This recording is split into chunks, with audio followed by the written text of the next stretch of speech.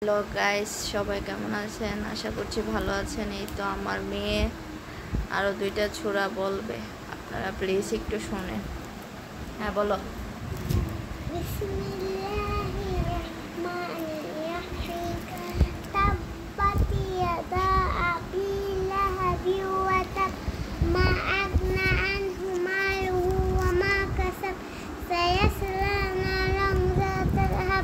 وامرأته حمالة الحطب في جيدها حبل من مسد بسم الله الرحمن الرحيم إذا